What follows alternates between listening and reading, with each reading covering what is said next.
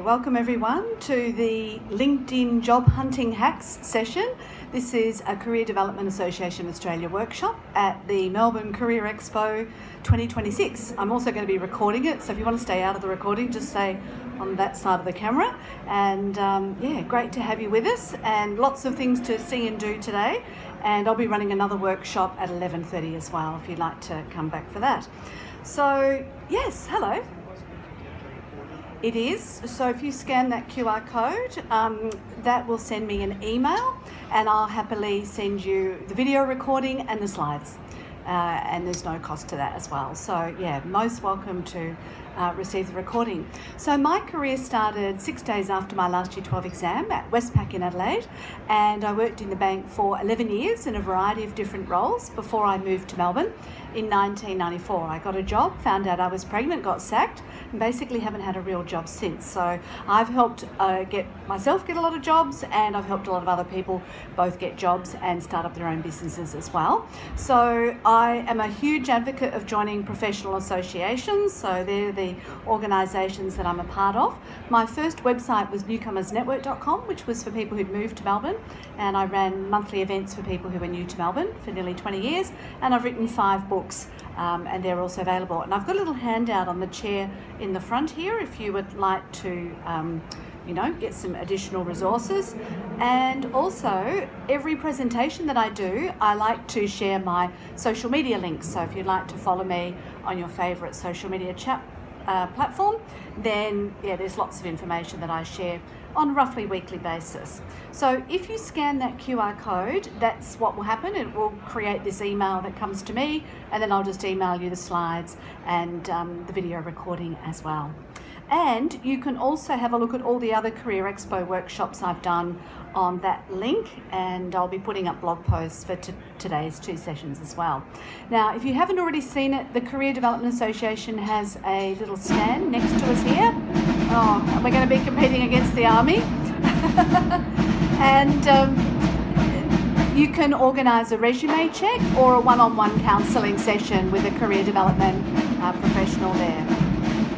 So in this session, I'm going to be going through the background on LinkedIn, as well as the setup, shine and surprise methodology that I have in my book. And essentially, what I'd like you to remember from this is if you are getting interviews, that basically means whatever you're doing is working. If you're getting an interview and not getting the job, it just means that you weren't a fit for that organisation. So don't listen to any reasons that they give you as to why you missed out. Just say, right, next, and move on to the next one. If you're not getting interviews, then that means that your application process could be updated. So for those of you who don't know, does everyone here have a LinkedIn profile? Yep, great. Well, it started back in May 2003. I joined on the 21st of December 2003. So I'm one of the first 80,000 people in the world on the platform. It was acquired by Microsoft in June 2016, so you'll probably notice a lot of features on LinkedIn that are very similar to Microsoft products. And there's over 1.3 billion members in 200 countries, You can see all the details. But what does happen is if somebody does a search for you, either in AI or just a normal Google search, it's highly optimized for your name. So if you do a couple of the things I suggest today, then you will appear in those search results for your name. Because if you don't have a digital presence, if somebody's considering you for a role, then they'll say, look, we're not so sure about this because, that they don't have a digital presence. You need to have that digital presence. There's also a LinkedIn user agreement that I suggest you have a look at. Section 8 has do's and don'ts, because if you do something wrong, you can lose access to your account immediately and never get it back. So I don't ever want anyone to lose their account, so I always like to remind them of that LinkedIn user agreement, and more stats via that. I'm thinking I might just do a voice recording on my phone as well, since we're competing against that drum, very loud drum. All right, so the first thing that I'd like to go through is the setup of LinkedIn, and there's screenshots here. So unlike a normal trainer's slides where there's one word and they say the rest, I've got lots of detail in these slides. So even if you can't hear me well, the slides are sort of your step-by-step instruction. And if you, as I said, scan the QR code, I'll email the slides to you.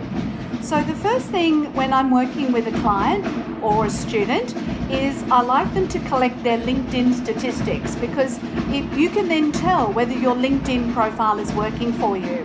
So when you look at your LinkedIn profile, you want to have at least 60 connections, but then aim for 500 or more.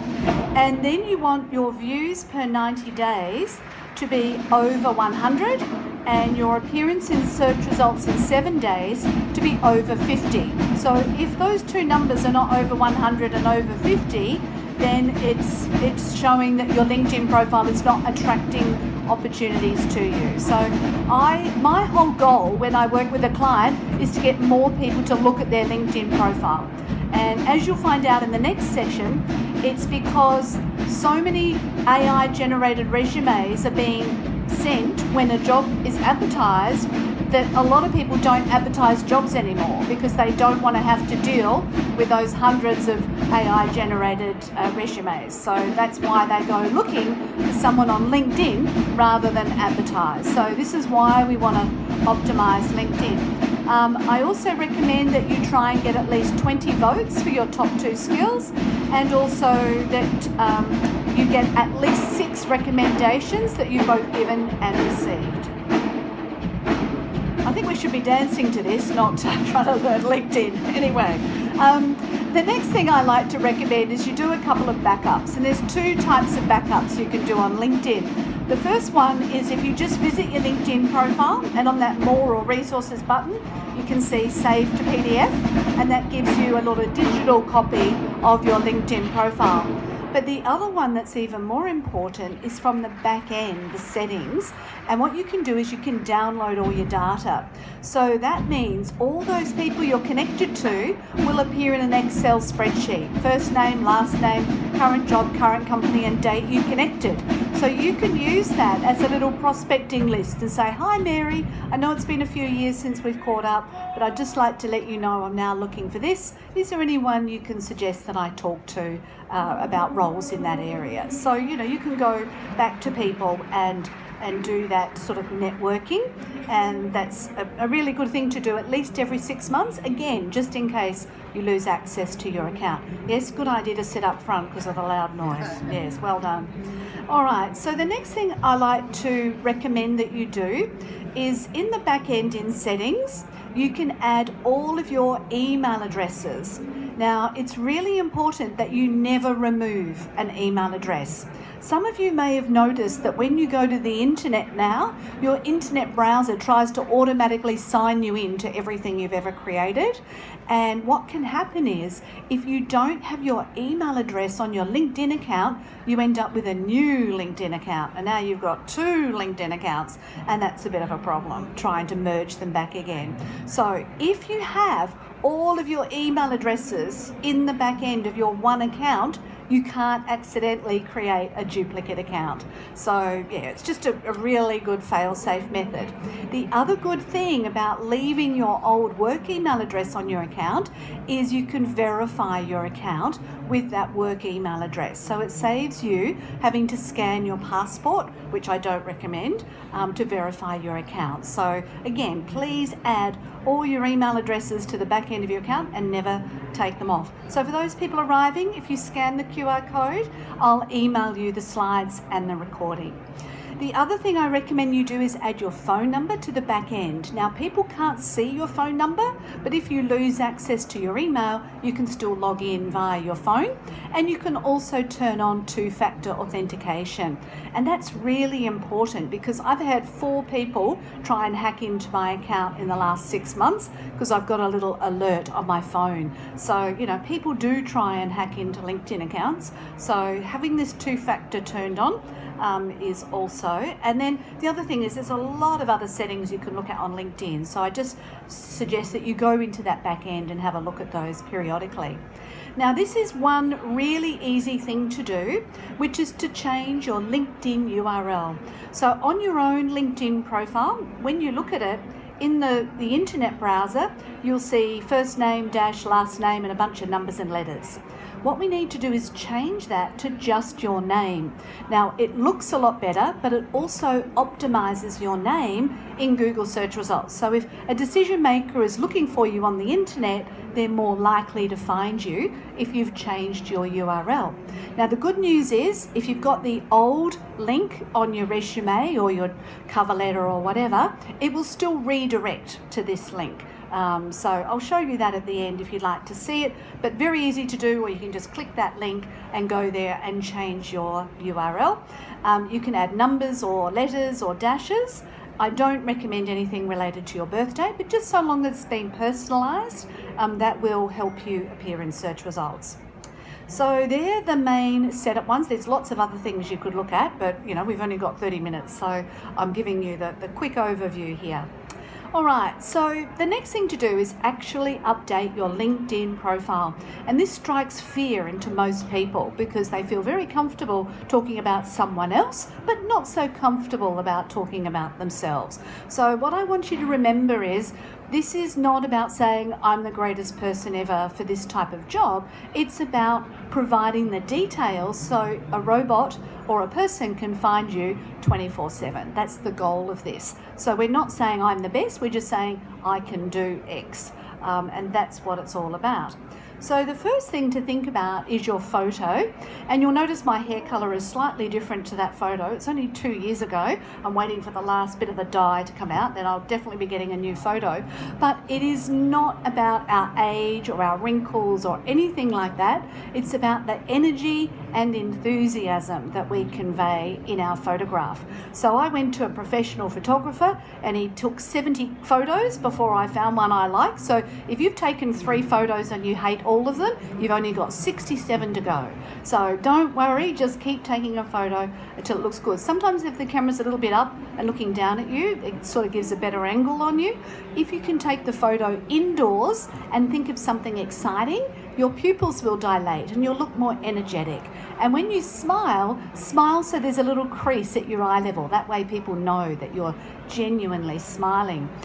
The next thing is to look at is your headline, and this is the most important field on your LinkedIn profile. So if you just said looking for work in your headline underneath your name, nobody's going to type in I want someone who's looking for work. They're going to type in I want a senior project manager in construction or whatever it is. They're going to look for those job titles. So what you can see in my headline here is I've started off by saying I'm an independent LinkedIn specialist, so that people, every time they see me in the newsfeed, they remember that's what Sue does. And then I've got lots of other keywords after it, so I can come up for LinkedIn trainer, LinkedIn consultant, LinkedIn author, LinkedIn speaker, like all those other words can match up. So there's no need to have any duplicate words, but any words that you think a decision maker would be looking for to find you, you can pop them in their headline. You've got 220 characters. So if you just change your URL and change your headline, you're going to get amazing value out of LinkedIn from today. Now, you can also see I've got commas there because it means that people can keep reading it, and each word starts with a capital letter. I don't see any value in you saying, I help people make their day easier as a statement, because nobody is going to be searching for that.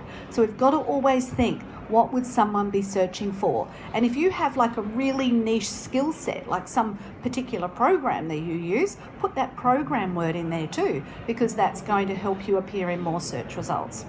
And yeah, you don't need, you can see here I've got a little verification tick next to my profile. You can't pay for that. The only way you can do it is via a work email address or by scanning your passport, which again, I don't recommend. I've done it and it changed my name to Suzanne, so, because that's the name on my passport.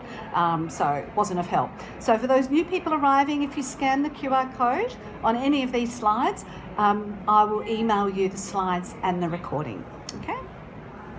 So the next thing you can do is, instead of just writing the job title for each of the jobs you've done in the past, you can add more keywords after the job title. So that way, again, you can appear in more search results. So the number 1 field was headline, but the number 2 field that the robots look for is your job titles, both current and past. And if you don't know what words to put in, you can look on other job descriptions or job ads. You can create a free account at myfuture.edu.au, and for each type of job, it lists what's involved in that job. And it also tells you how much you should be paid, what the demand is, and the professional associations you could join. So that's really good. If they say, how much are you expecting to be paid? You can say, well, I looked up the My Future website and the range for everybody should be between here and here. So this is the salary I'd like to be considered for. And if you right click on a website, you can look at the code behind it, and that might give you some keywords as well. And feel free to interrupt with questions as I go along if you'd like to ask a question. Now, the next thing is the about or the summary section, and lots of people find this one pretty tricky to write because they've got to write about themselves. So you can write in the first person, I started here, I went there, I did something else, or you can write in the no person, started here, went there, did something else, or you can write in third person, Sue started here, Sue went there, Sue did something else. It's entirely up to you. I prefer the third person because somebody is reading it, and if they read about Sue, then hopefully they'll remember something about me. But a lot of people say it's your profile, you wrote it, it's more personal if you put it in first person. So that's okay too. But just don't use the word I too often, because otherwise it looks a bit self-indulgent. But if you've got two words together, put a slash between them. You can also list all your skills. This is a really handy spot to put it. We want everything to be really easy to read on a mobile phone, because a lot of people will be looking at your LinkedIn profile on their mobile phone. And you can also include a call to action as well. And if you'd like an example, there's an example here of mine and my daughter's summary section. So again, probably a lot easier to see when I send you the slides. But you'll see that's a different format, because my purpose to get gigs is very different to what my daughter's was when she was just looking for work. We wanted to focus on her skills, and she's got a little first person bio down the bottom there.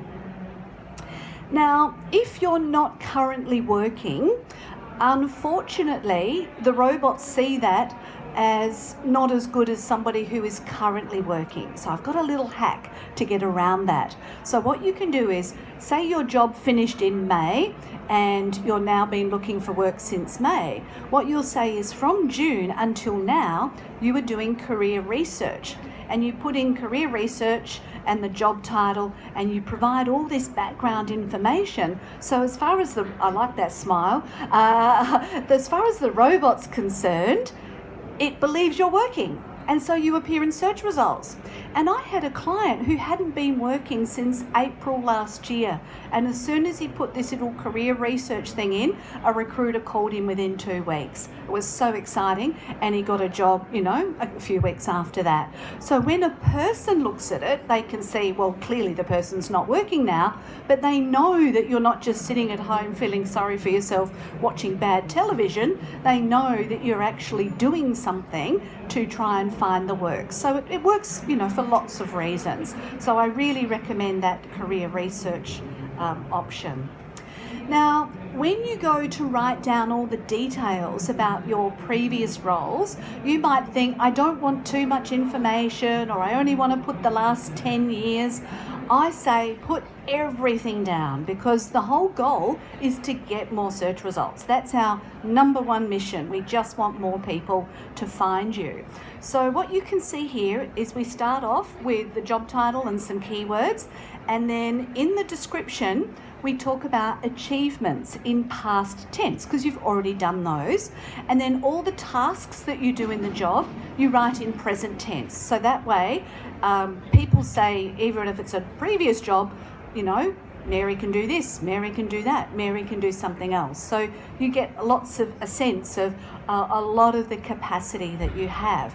You can also nominate skills for each job, and you can also add media links. So digital literacy says, I have a LinkedIn profile, but digital competency says, I've got a LinkedIn profile and I've optimized it. I've filled in all this extra information so that I appear in more search results and people can find me when they're looking for someone with my skill set. And by the way, you're all welcome to stalk my LinkedIn profile as often as you like, because it's not like the plumber's plumbing. I've actually done the work on my LinkedIn profile. And I'm also happy to answer quick questions if you've got those. Now, there's only been one person I've ever met who has filled in the education section with all the subjects they did in their courses. Because again, these are terrific keywords. And I've got another little hack here. One of the subjects I did in my degree was called business ethics. So if I wanted a leadership position, like a executive director role, then I would need to be across governance, risk and compliance. So what I've done is I've just used the word topics down the bottom there and put those words in, because they were in the business ethics subject, but just saying business ethics doesn't help the person know that I did governance, risk and compliance in that role.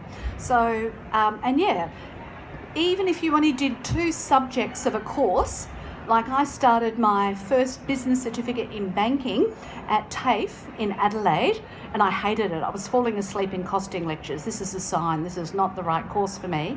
But I've still added it to my LinkedIn profile because I did the work. I did 9 subjects, and it puts me in the alumni for that educational provider. So again, I can appear in more search results if somebody else has a TAFE SA background.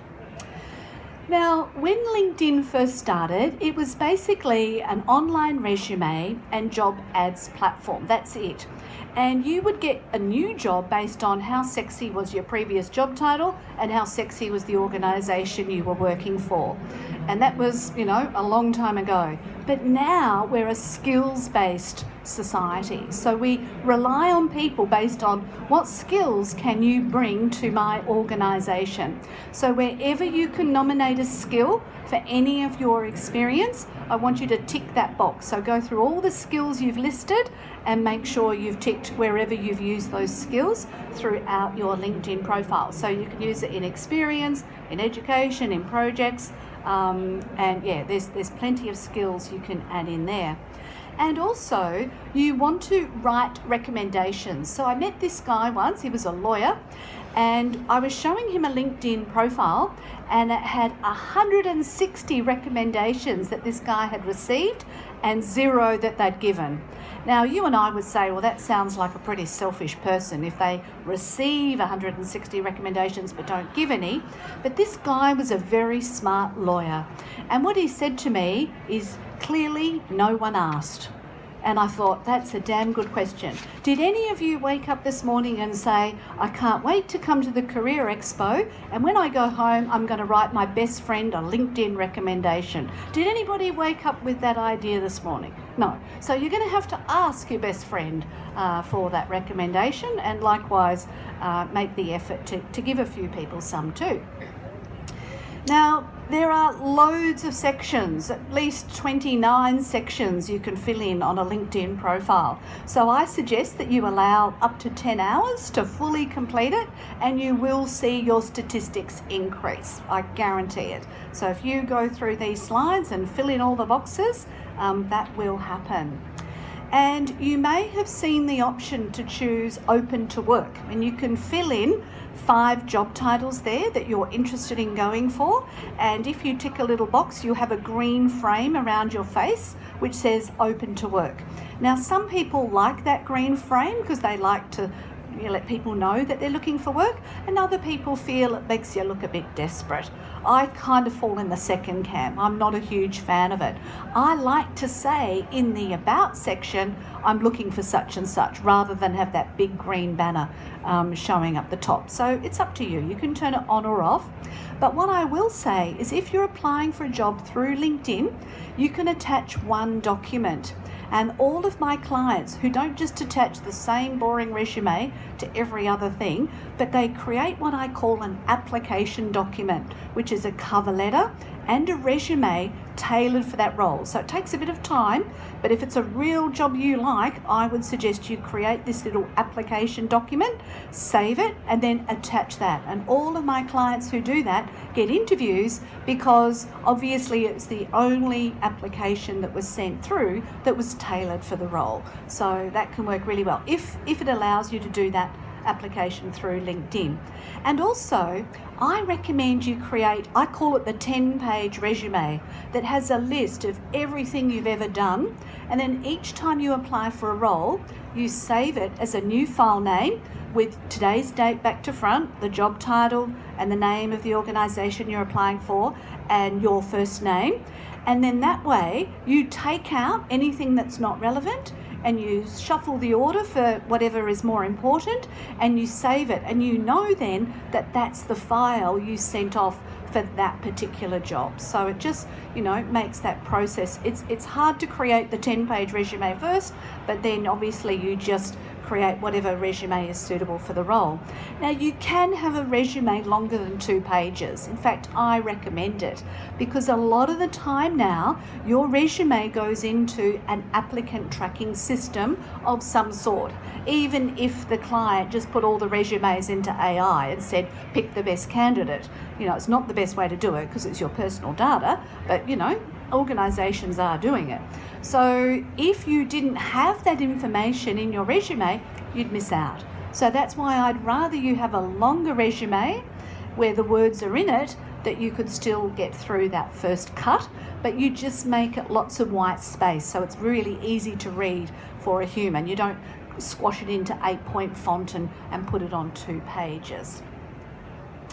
Now, another option you've got is you can choose providing services. So this is if you want to do freelancing and it can help you appear in more search results. You can list up to 10 service types. They're not great service types, but they show very strongly on the front of your LinkedIn profile. So it's just another box you can fill in. Are there any questions on filling in the LinkedIn profile? Remembering if you scan that QR code, I'll send all these slides so you can go through the process. We're all good? Okay, got a nice sized crowd here now. All right, so let's assume you've done all the work and you've filled in everything on your LinkedIn profile and you're now ready to start being proactive about your job search. So what we've got to remember is up to 90% of jobs are never even advertised. So if you're only applying for jobs that were advertised, you're missing out on opportunities. So most people get jobs that are really aligned with them by networking and referrals. So if you've got your LinkedIn profile already done, we can now go out and say, what are we going to do? So some key performance indicators. What could you do? Well, I'd suggest that, for the next few weeks, you send out 10 invitations to connect with people per day, because that means you'll log on to LinkedIn and you'll find people, because you've got your KPI, you've set it, I've got to find 10 people every day. Now you might say, I'll connect with people in Melbourne, I'll connect with people in my industry, I'll connect with people in the same profession, I'll connect with people who are based close to me. You can come up with all sorts of ideas. You might even connect with experts in your industry in other locations because they might be able to refer you to someone in Melbourne. But you set that goal of I'm going to send out 10 connection requests per day. Then what you're going to do is I'm going to say, I'm also going to have the courage to message someone and say, hi George, thanks for connecting with me. I reached out to you because I saw that we have a shared interest in XYZ. I'd love to organise a quick time to chat for 10 minutes to see, if you can give me any information that might be helpful in my job search. So you don't say, George, give me a job. You say, I'm looking for information. So then when George says, yeah, happy to spend 10 minutes with you, then George might say, look, I'm not the person you need to speak to. You need to speak to Roger. Here's Roger's details. And then you've got a referral. So now when you speak to Roger, it's the same relationship as what George has with Roger. And, that's going to be a much better way to keep going. Then what you do after you've spoken to Roger, you go back to George and say, thank you, George, this is what happened. So we must always go back and say, thank you for that referral and let them know how that happened. And also, once a week, look at the news feed. So when you log on to LinkedIn, there's lots of content in the news feed. So if you start reacting to some of the content that's related to you, then that's good for the algorithm. The algorithm then knows that you're being active on the platform, so you're a good possible candidate. And you can also, for all those best friends, you can vote for their skills. So that sends them a little notification and reminds them that you exist, and then they might re-look at your LinkedIn profile that you've recently updated.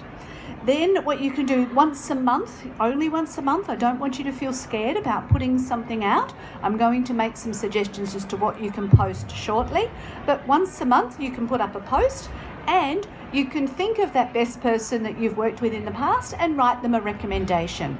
Now you might like to ring up George and say, "Hi George, I know it's been a while since we spoke. I'd love to write a recommendation. I'd like to talk about A, B and C that I saw, but is there anything else you want me to put in your recommendation?" And if you've seen it, you can pop that in the recommendation too. And the last one is create your own name website. Now I know that's a bit of a scary idea, but my first website went online in 2001 and I didn't create sueellson.com until 2012. But it has been an amazing thing for me to do, because now any content I want to publish, which includes over 170 poems, I can put that on my website. There's no limitations to whatever I want to put on my website. So if you've got some really niche skills and some great examples and you've got it all on your own name website, then you can just keep publishing as long as you like. The beautiful thing about having your own name website is LinkedIn, it only shows your profile, but your own name website, all of that content can appear in AI results. So now somebody looking for your skills on AI, you can pop up in AI results because you've got your own website, and that's going to get that information for you. Now, today you're at a Career Expo and I'm assuming you're going to meet a lot of people. So from now on, they're my 3 favourite words, not I love you. From now on, I want every person you meet to invite them to connect with you on LinkedIn, and I'll show you how to do that at the end using your phone. So if you've got the LinkedIn app on your phone, get ready, I'll show you that. And every time you go out, so you're going to a networking event or a little lecture on something or a little workshop, you set yourself a target. I must connect with 3 people.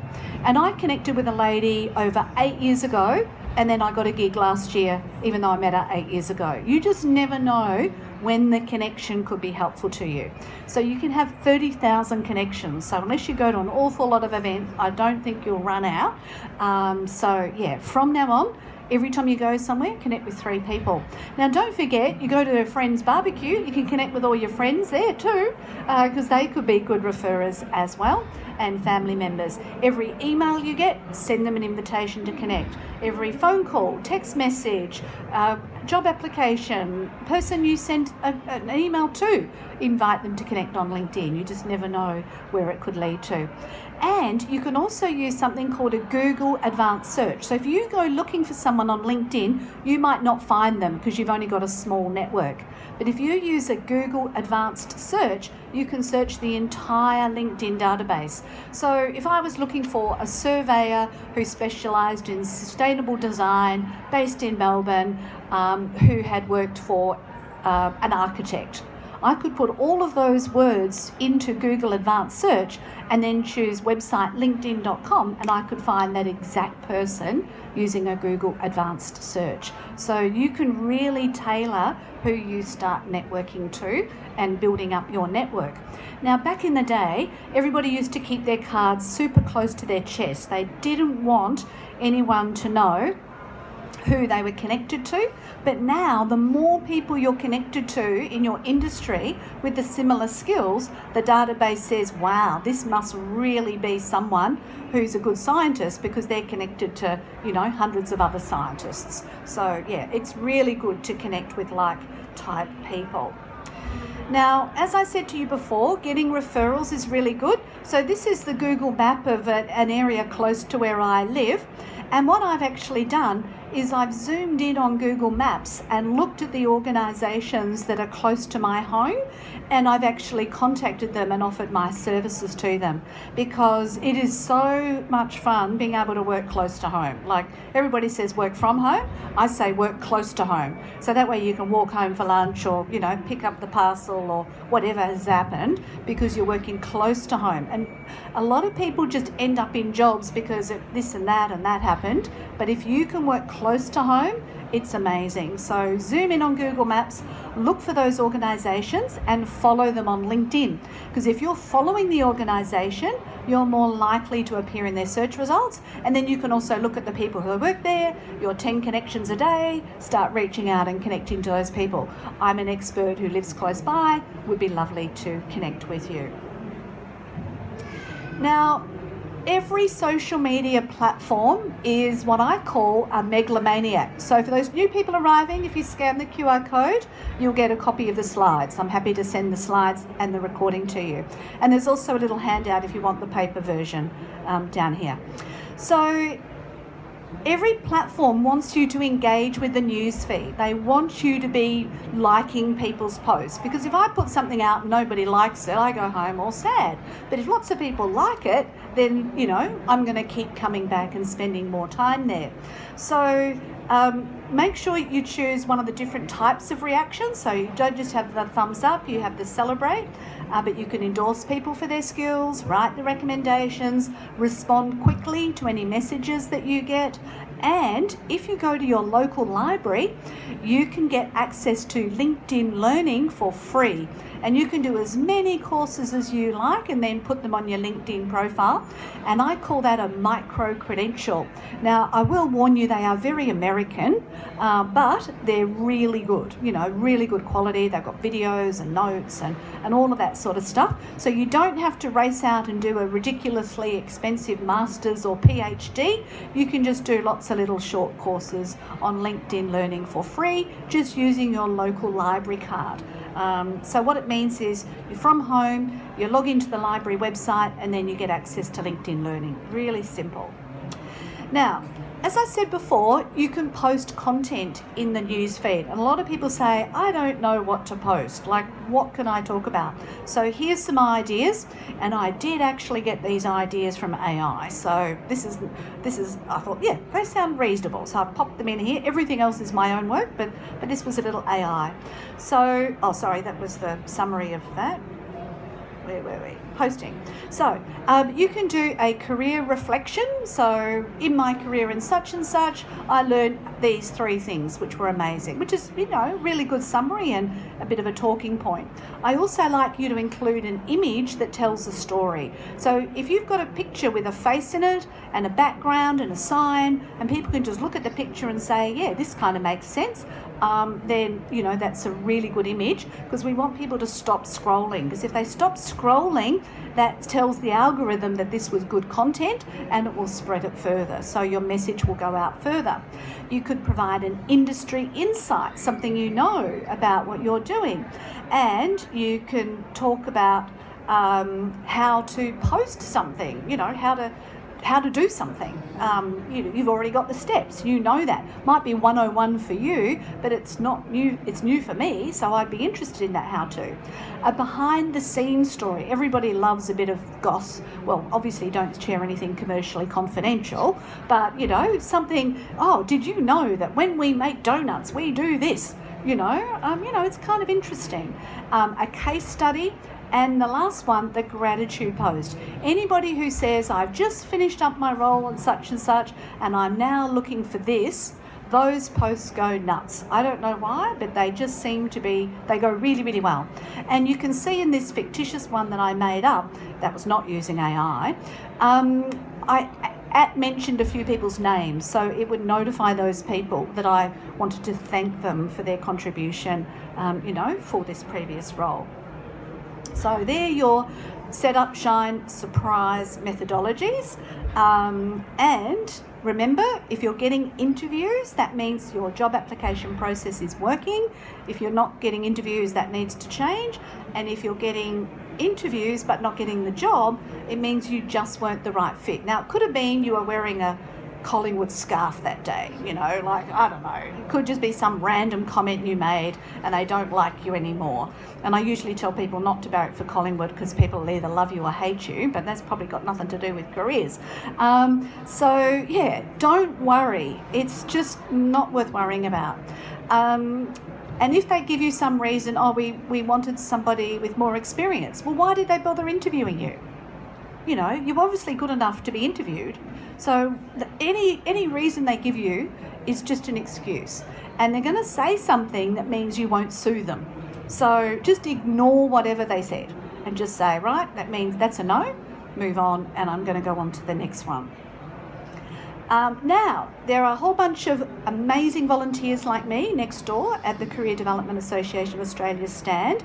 We're doing resume checks and one-on-one sessions, so please put your name down if you'd like one of those. There is also, you can book an appointment with a career specialist via the CDAA website. There's a whole bunch of us listed there. You can either pay by the hour or you can pay for a package. Now, I offer per hour because I feel like it's the most honest thing to do.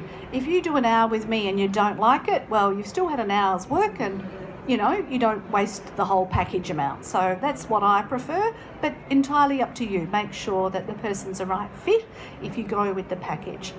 Remember that doing a job is a different skill set to finding a job. So what you're here at the Career Expo to do today is to find out, how do I get a job? That's a different skill set. So well done on you for turning up to learn that. And if you get help with a career professional, you will usually get a better job sooner at what you're worth. So a lot of people think, oh, I can just do everything using AI. Well, yeah, we've got a lot of tricks up our sleeves that we've learned over many years.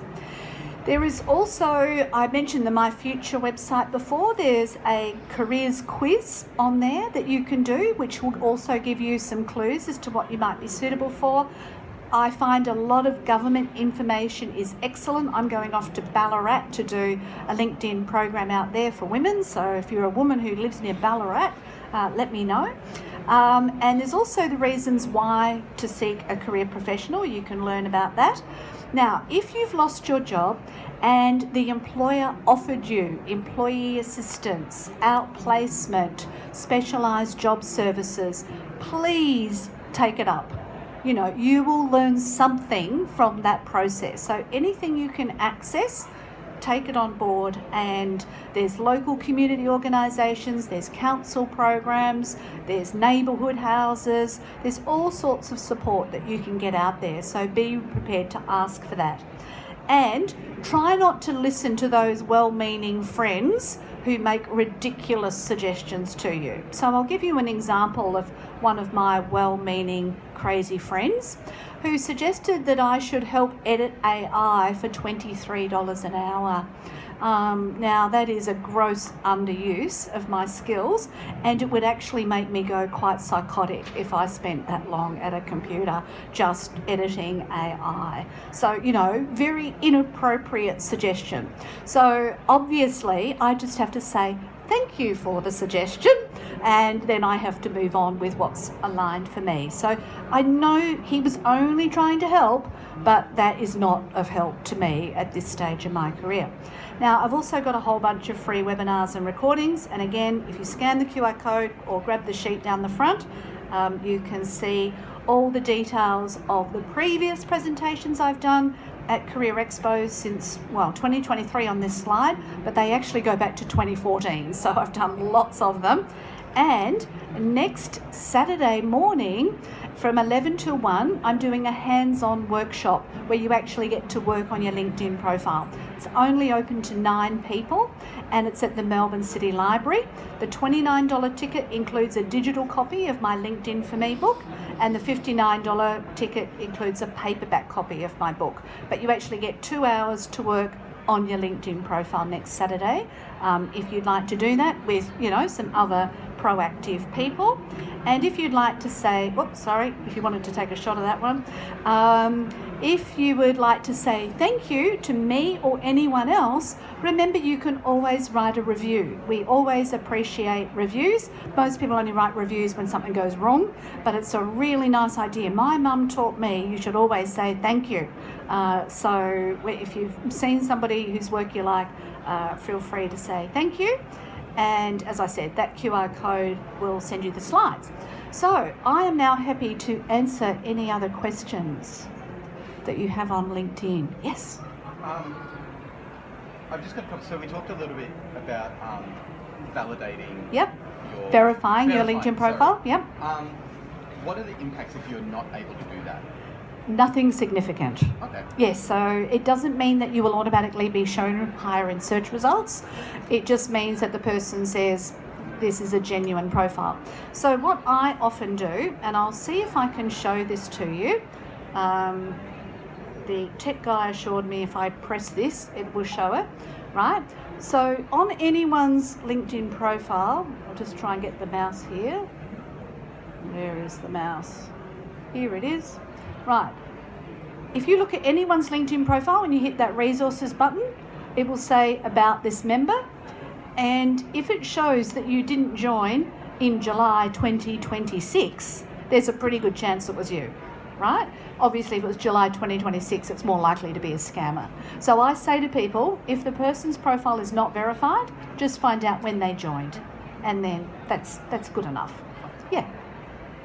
Great question. Any other questions?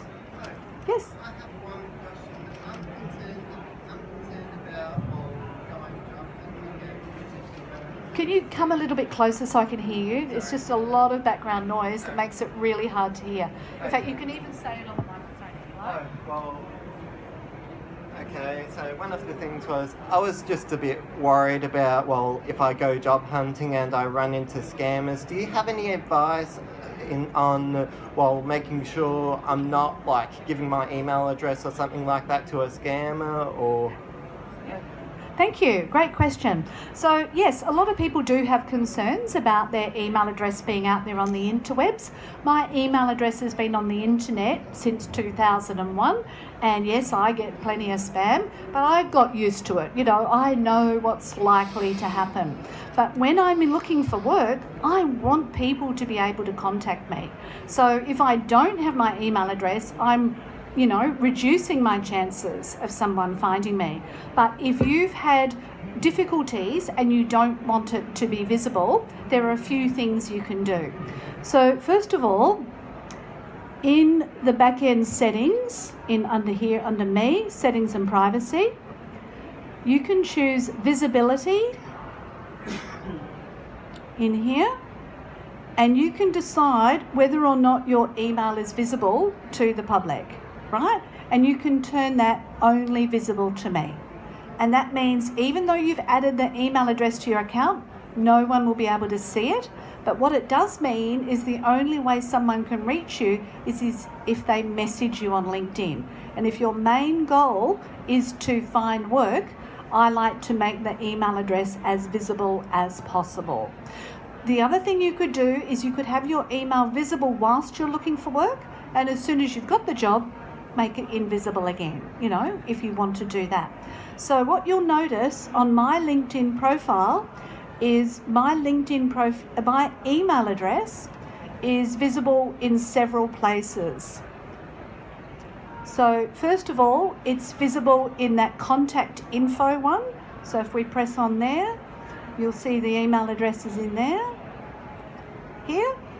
And I just mentioned my suburb where I'm based, so I'm geolocated.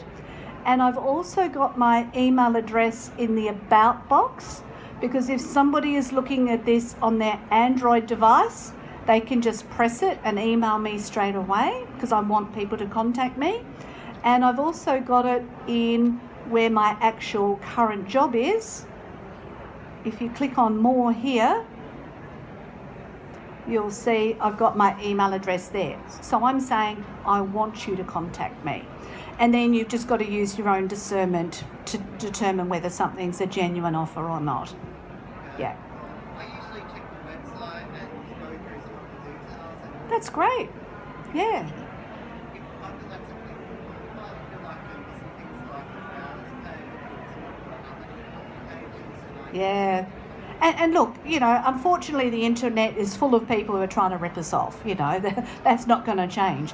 But yeah, good to be secure. Any other questions? Yes? If I had an 18-month working holiday, Yeah. should I be posting that as well? Absolutely. Oh my goodness, all the amazing things you would have done on that career break. Now, there is an option for career break on LinkedIn. So I'll show you that. When you choose add a section up the top here, one of these will be career break. There. And what you can do is you can say the type of career break and gap year or professional development, you know, whatever you like. But it doesn't indicate as a job. So when I said earlier about doing career research, you could say, you know, travel and, you know, all that as the job. And then as the employer, you say various. And then you summarise all the fantastic things that happened in your travels, what you developed, cultural awareness, self-efficacy, you know, insights into environment, you know, whatever. And just go into all that detail. It's a great story.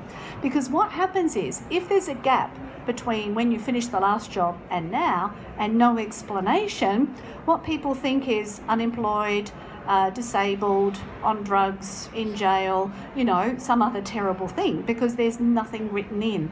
But you've got lots of things that you would have learnt during that time. So one of my clients, he had been recovering from cancer, and I didn't say, oh, are you okay now, blah, blah, blah. All I said was, what did you learn? And he started cooking raw foods, and he learnt a language, and, you know, he did all these other things. So we didn't have to mention that he'd been out of work because of cancer.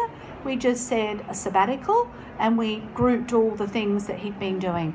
And likewise, when I was not working full time and raising my children and studying and doing gigs, I put all that together between date A and date B so that there were no gaps as well. So there's lots of ways to word it. I call it massaging the message. And even if you were in a, you know, foreign jail for a while, what you do is you just mention the name of the holding company, not the name of the jail, and you say I was cooking and studying and, you know, blah, blah, blah. And of course, obviously, when you get to the interview, you'll need to disclose you're in jail. But for the sake of LinkedIn, you're still telling the truth. Yeah. I'm glad you like that one. Have you been in jail? Is that why you're smiling? Sorry? Amusing, great, excellent.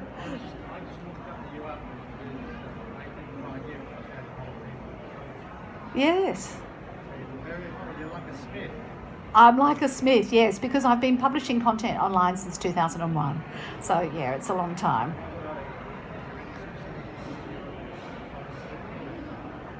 Well, as I said before, if you scan that QR code,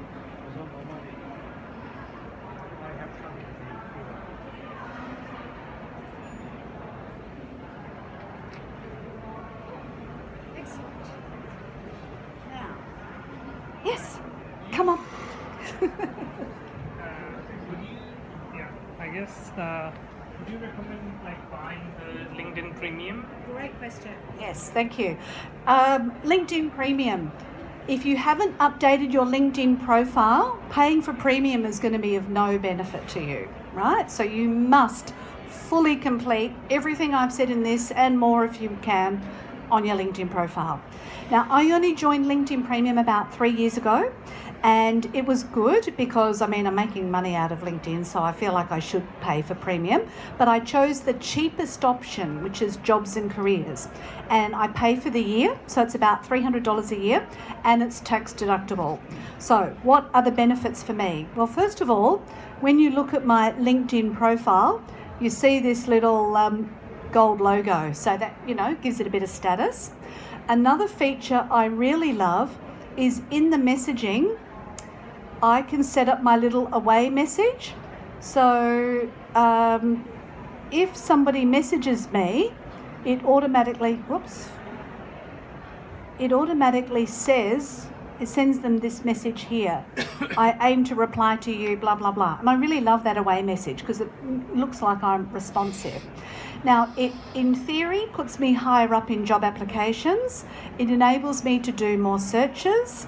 It enables me to connect with people and personalise the invitation every single time. There's no limit to that. But one of the best features is called reverse stalking, right? So I can have a look at who has been looking at me, and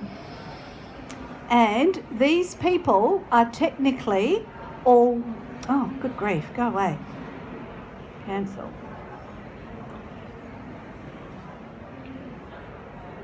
These people are all warm leads because they have already looked at me. So there might be somebody in the room here.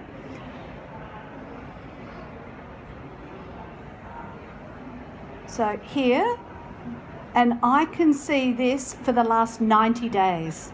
So, you know, if you've got the free account, you can only see the last 5 people. But on the premium, you can go back and say, all right, thanks for stopping by my LinkedIn profile. And yeah, then you can do that. So that's another feature. If you sign up for the 1 month free, you have to give them your credit card. And it's like a gym membership. Whether you turn up or not, they're going to keep charging you. And you can't say, but I didn't use it. No, they've got your card and they're going to keep charging you. So, yeah. And also, LinkedIn Learning, you can access in the platform on that Jobs and Careers one. Yeah.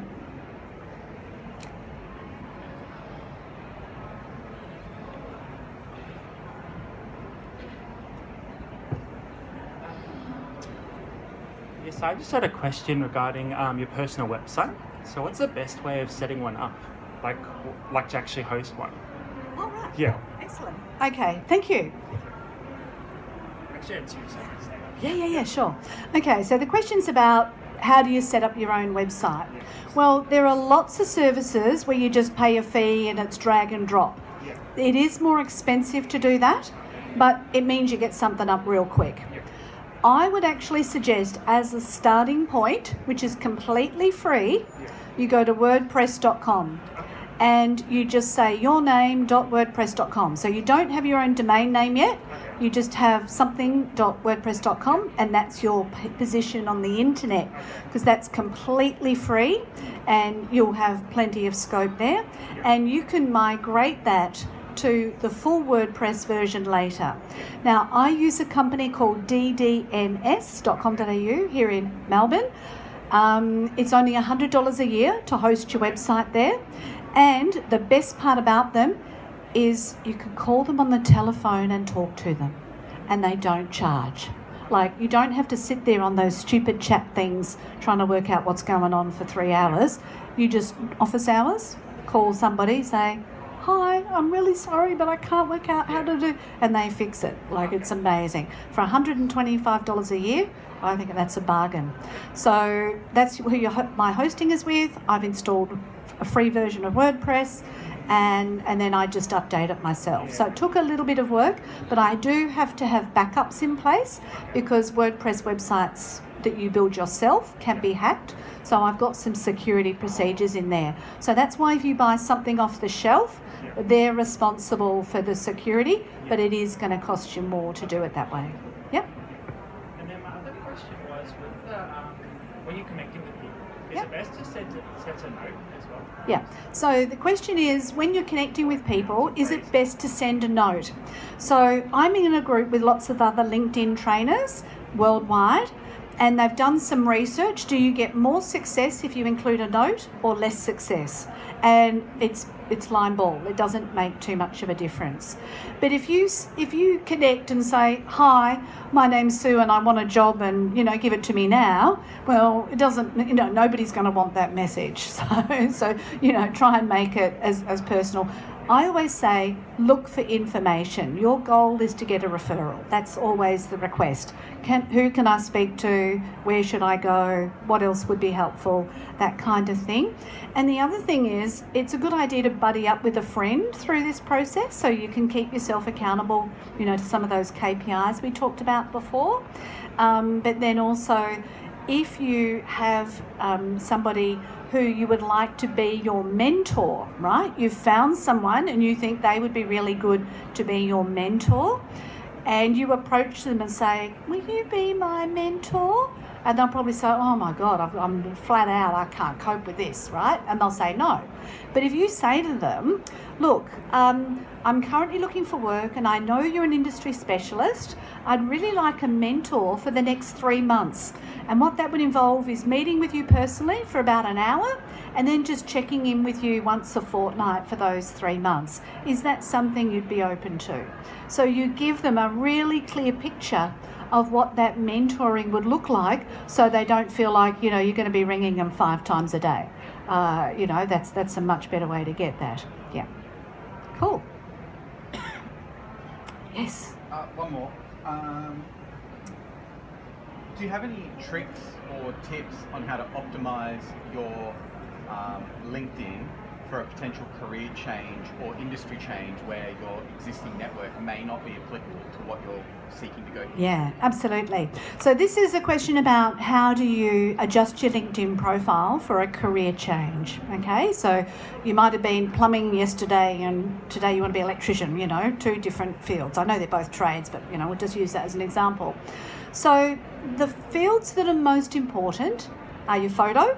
So make sure the photo looks like the new role, the headline with all those keywords, and your current job title. So you could say career research, whilst you've still got that other plumbing job, you've got the new one listed as well. So if you've got those 3 aspects aligned with the new direction you're going in, you can change overnight. So I could wake up tomorrow and say, I want to be a sculptor.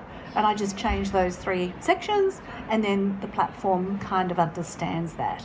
And then, of course, just set your KPIs and 10 people a day, start connecting and building yourself out from there. So it's not a problem at all.